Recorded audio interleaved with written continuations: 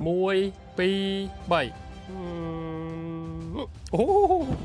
យើងធ្លាប់តែប្រើទូរស័ព្ទបិទបើកអញ្ចឹងចុះបើកុំព្យូទ័រយើងបិទបើកលឿនអញ្ចឹងដែរមិនទៅនេះគឺជាកុំព្យូទ័រដែលមានទ្រង់ទ្រាយហើយជាមួយនឹងការប្រើប្រាស់ដូច tablet អញ្ចឹងប៉ុន្តែវាមិនមែនជា tablet ទេគឺជាកុំព្យូទ័រពេញលក្ខណៈតែម្ដងដំណើរការដោយ Windows 11អេក្រង់ធំជាប្រភេទ OLED កម្លាំងជះពន្លឺខ្លាំងទឹកពណ៌ក៏ស្អាតដែរស្ដើងស្រាលងាយស្រួលយកតាមខ្លួនវាមានតម្លៃ 2,800 ជាងតែកុំព្យូទ័រនេះមានលក្ខណៈពិសេសអីខ្លះវាជាប្រភេទកុំព្យូទ័រប៉ុន្តែដូច tablet យើងអាចបត់បែនទម្រង់នៅក្នុងការប្រើប្រាស់របស់វាដាក់វាជា laptop ក៏បានដាក់វាបញ្ឈរដោយមិនមាន keyboard ក៏បានឬក៏យើងកាន់ជា tablet ក៏បានដែរយើងអាចដកវាចេញពីគ្នាអញ្ចឹងហើយនេះគឺជា Asus ProArt PZ14 ចេញឆ្នាំ 2026 វាមានចំណុចពិសេសជាច្រើនទម្ងន់របស់វាត្រឹមតែ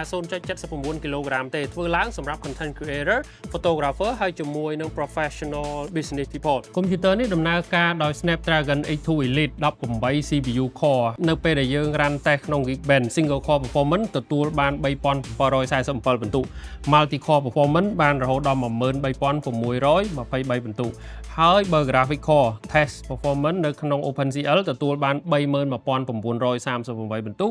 ហើយបើយើង run test graphic core សម្រាប់ Vulkan score គឺទទួលបាន 37333 បន្ទុកនេះអាចនិយាយបានថាជាបន្ទុកមួយខ្ពស់ខ្លាំងសម្រាប់កុំព្យូទ័រដែលដំណើរការដោយ Windows ហើយ test នៅលើការប្រើប្រាស់កម្លាំងថ្មដោយអត់មានដោតភ្លើងអីទាំងអស់ចំណុចពិសេសរបស់ processor ថ្មីនេះគឺវាអាចងាយស្រួលក្នុងការឲ្យ laptop មួយនេះបិទបើកប្រើប្រាស់បានភ្លាមលឿននៅក្នុងការផ្លាស់ប្ដូរនីតិវិធីដែលយើងប្រើប្រាស់ហើយក្នុងនោះគឺវាអាចដំណើរការសម្រាប់មុខងារ AI រហូតដល់80 trillion operation ProArt PZ14 នេះគឺមកជាមួយនឹងជម្រើស RAM 32GB រួចជាស្រេចជាប្រភេទ RAM ដែលមាន burst ខ្ពស់ចំពោះ storage វិញគឺទំហំ 1TB ក៏ជាប្រភេទ storage ដែលមានល្បឿនលឿនដូចគ្នាវាជា Copilot Plus PC បើទោះបីជារូបរាងរបស់វាដូច tablet ក៏ដោយផ្ដល់ភាពបត់បែនដូច tablet ក៏ប៉ុន្តែវាជាកុំព្យូទ័រពេញលក្ខណៈដែលដំណើរការដោយ Windows on ARM ទំហំអេក្រង់របស់វា14អ៊ីនហើយ resolution 3K អ្វីដែលកាន់តែជាចំណុចពិសេសគឺអេក្រង់នេះប្រើដោយបច្ចេកវិទ្យារបស់ Asus ដែលហៅថា Lumina Pro OLED ដែលវាអាចបញ្ចេញពន្លឺបានក្នុងកម្រិត SDR 500 nit ហើយ HDR រហូតដល់ 1000 nit អញ្ចឹងសម្រាប់ការប្រើប្រាស់នៅខាងក្រៅគឺវានឹងអាចបញ្ចេញពន្លឺបានល្អហើយកម្រិតពណ៌របស់វាគឺល្អហ្មងព្រោះដោយសារតែវាជាប្រភេទ OLED គ្រប់គ្រងជាមួយនឹងកម្រិតពណ៌ 100% DCI-P3 ហើយនេះក៏ត្រូវបានផ្ទៀងផ្ទាត់រួចជាស្រេចពីក្រុមជំនាញដែលយើងហៅថា Pantone Validate ដោយសារកុំព្យូទ័រនេះធ្វើឡើងមិនសម្រាប់តែប្រើការទៅលើ game 100% ទេព្រោះដោយសារ Windows ដែលដំណើរការទៅលើ ARM chip មិនទាន់មាន game ច្រើននៅឡើយទេប៉ុន្តែចំពោះ software គឺវាអាចដំណើរការបានជាច្រើនហើយអ្វីដែលពិសេសសម្រាប់ ARM processor នេះគឺដោយសារវាប្រើថាមពលតិចមែនទែនដែលធ្វើឲ្យកុំព្យូទ័រនេះវាអាចដំណើរការបានយូរម៉ោងដោយយើងមិនចាំបាច់សាកថ្មឬក៏យកដុំសាកទៅតាមខ្លួននៅពេលដែលយើងយកទៅប្រើនៅខាងក្រៅនោះទេ speaker ឮខ្លាំងទាំងសំឡេងស្រួយនិងសំឡេង bass សាកស្ដាប់លមើលហើយវាជាប្រភេទ stereo speaker ឮទាំងឆ្វេងទាំងស្ដាំម្ដងនេះឮភ្លេងឥឡូវសាកស្ដាប់ចម្រៀងនាងមកពីណាសំឡេងចម្រៀងណាមកពីស្រុកស្រែណាឮទាំងសងខាងខាងនេះមួយបងនៅទីក្រុងពេលបានជួបស្រីរំភើបអរ៉ាបងនេះនៅកុំឡងឃើញទេ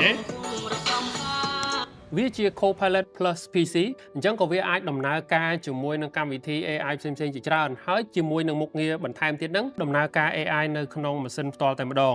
កម្មវិធីដែលមានស្រាប់មកជាមួយនឹងគឺ Story Cube របស់ Asus ហើយជាមួយនឹង Muse 3ដែលអាចឲ្យយើងគ្រប់គ្រងរូបភាពវីដេអូឬក៏ media file របស់យើងនៅក្នុង device ហើយងាយស្រួលក្នុងការស្វែងរកបន្ថែមពីលើនឹងទៀតវាអាចបង្កើតទៅជាកម្មវិធី image generation ការបង្កើតរូបភាពតាមរយៈ AI ហ្នឹងនៅក្នុងម៉ាស៊ីនបានផ្ទាល់តែម្ដងដោយសារតែវាប្រើជាមួយនឹង processor ថ្មី Snapdragon 8 Elite គ្រប់គ្រងជាមួយនឹងកម្លាំង AI 80 trillion operation ដែលផ្ដល់ភាពងាយស្រួលនៅក្នុងការគ្រប់គ្រងកុំព្យូទ័ររបស់យើងមានន័យថាជាកម្លាំងប្រើប្រាស់ក៏ដោយការបត់បែនទៅលើកម្លាំងពន្លឺការផ្លាស់ប្ដូរទៅលើកម្លាំងម៉ាស៊ីនដែលប្រើប្រាស់គឺយើងអាចគ្រប់គ្រងបានទាំងស្រុងនៅក្នុងកម្មវិធី Creator Hub នឹងបានតែម្ដងកម្លាំងថ្មរបស់វាធំរហូតដល់75វ៉ាត់ទោះបីជាយើងប្រើដោយសាកថ្មឬក៏ដកដូចចេញនឹងក៏ដោយក៏កម្លាំងប្រើប្រាស់របស់វាមិនប្រែប្រួលដែរព្រោះដោយសារតែ processor ជំនាន់ថ្មី Snapdragon 8 Elite នេះវាផ្ដល់សមត្ថភាពនៅក្នុងការដំណើរការដោយថាមពលថ្មឬក៏ដោតភ្លើងហ្នឹង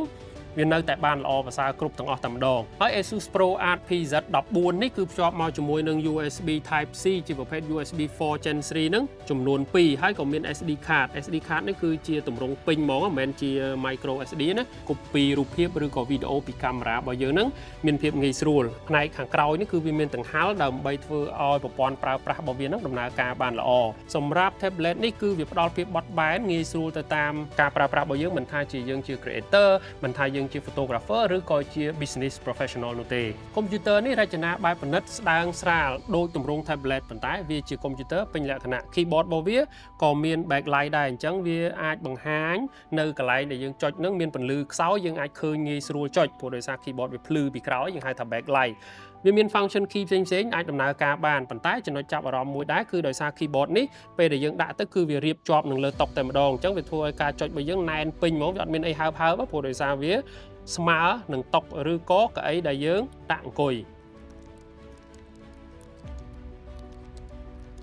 ហើយវាភ្ជាប់ជាមួយនឹងកុំព្យូទ័រតាមរយៈ connector ដើម្បីសាកព្រោះដោយសារវាក៏អាចដំណើរការតាមរយៈ wireless បានដែរព្រោះនៅក្នុងករណីមួយចំនួនយើងអាចផ្ដាច់ចេញពីគ្នាប៉ុន្តែយើងនៅតែអាចចុចពីចម្ងាយបាននេះជាលក្ខណៈពិសេសបន្ថែមទៀតរបស់ laptop ដែលដំណើរការដូច tablet ហើយវាក៏មាន digital pen ប៊ិចនឹងជាប់មកជាមួយស្រេចយើងអាចដាក់វានៅខាងក្រោយនេះអញ្ចឹង keyboard នេះគ្រប់គ្រងជាមួយនឹងប៊ិចហើយជាមួយនឹងការ touch screen ដោយផ្ទាល់ក៏បានដូចគ្នាប៊ិចនឹងជាប់ខ្លាំងហ្មងស្អិតណាមានទៅណាទេហើយក៏ដូច tablet ចឹងបើយើងដាក់បញ្ឈរវាវិលងាកទៅតាមនឹងប្រយ ASUS Pro Art PZ14 នេះមានការធានាផ្លូវការរយៈពេល3ឆ្នាំហើយ1ឆ្នាំដំបូងគឺ perfect warranty ដោះស្រាយទៅលើបញ្ហាផ្សេងៗដោយចៃដន្យក្នុងករណីធ្លាក់បាក់បែកខូចផ្សេងៗគឺក្រុមហ៊ុនជួសជុលផ្លាស់ប្ដូរគ្រឿងបន្លាស់ហ្នឹងគឺចេញថ្លៃឲ្យ 80% យើងចេញតែ 20% ទេហើយនឹង2ឆ្នាំបន្ថែមទៀតទៅលើសេវាទូទៅផ្សេងៗ ASUS Pro Art PZ14 នេះដំណើរការដោយ processor Snapdragon 8 Elite វាមានកម្លាំងខ្លាំង18 core 80 trillion operation ជា Copilot Plus PC អេក្រង់របស់វាគឺល្អខ្លាំងជាប្រភេទ Lumina Pro OLED display 14 inch 3K refresh rate 144Hz បន្ថែមពីលើនឹងទៀតគឺវាអាចបត់បែនទៅតាមទម្រង់ប្រើប្រាស់ផ្សេងៗកុំព្យូទ័រនេះគឺធ្វើជាពិសេសសម្រាប់ creator designer photographer ក៏ដូចជា business professional និងម្ចាស់អាជីវកម្មចាប់អារម្មណ៍អត់ទេ ASUS Pro Art PZ14 អាចស្វែងយល់បន្ថែមនិងសាកល្បងផ្ទាល់នៅ ASUS Exclusive Store ឬក៏ Authorized Retailer របស់ ASUS